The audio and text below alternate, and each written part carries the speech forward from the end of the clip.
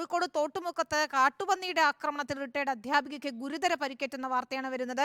ഇന്ന് രാവിലെ 9 മണിയോടെയാണ് ആക്രമണം ഉണ്ടായത്. വീട്ടുമുറ്റത്ത് ജോലി ചെയ്യുന്നതിനിടെയാണ് ക്രിസ്റ്റീന എന്ന 74-കാരിയെ കാട്ടുപന്നി ആക്രമിച്ചത്. സ്കൂൾ കുട്ടികളുടെ ഇടയിലേക്കും പന്നി ഓടിക്കയറിയിട്ടുണ്ട്. സാനിയോ മനോമി നൽകും വിവരങ്ങൾ. സാനിയോ, ഭീതിതമായ ഒരു സാഹചര്യം, കാരണം വീട്ടുമുറ്റത്ത് ജോലി ചെയ്യുകയായിരുന്ന വയോധികയെയാണ് കാട്ടുപന്നി ആക്രമിച്ചത്. അപ്പം സ്കൂൾ കുട്ടികളുടെ ഇടയിലേക്കും പന്നി ഓടിക്കയറി എന്നുള്ള വാർത്തയാണല്ലോ വരുന്നത്.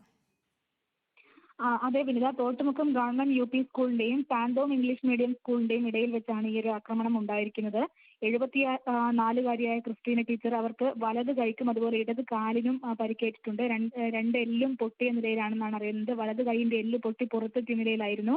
ഏതായാലും ഉടനെ നാട്ടുകാർ അഴീക്കോട്ട് സ്വകാര്യ ആശുപത്രിയിൽ പ്രവേശിപ്പിച്ചിട്ടുണ്ട്. കൈക്ക് ശസ്ത്രക്രിയ വേണമെന്ന് അറിയിച്ചതിനെ തുടർന്ന് മെഡിക്കൽ കോളേജിലേക്ക് മാറ്റുമെന്നാണ് നമ്മൾ കരുതുന്നത്. ഈ തോട്ടുമുക്കം പ്രദേശത്ത് വ്യാപകമായി കാട്ടുപന്നി ശല്യം രൂക്ഷമാണെന്ന് നേരത്തെ തന്നെ കർഷകരുടെയൊക്കെ വലിയ പരാതി ഉണ്ടായിരുന്നു. കൃഷി ഇറക്കാനും അതുപോലെ വീട്ടുമുറ്റത്ത് ഇറങ്ങാനൊന്നും പറ്റാത്ത സാഹചര്യമാണെന്നും പരാതി ഉണ്ടായിരുന്നു.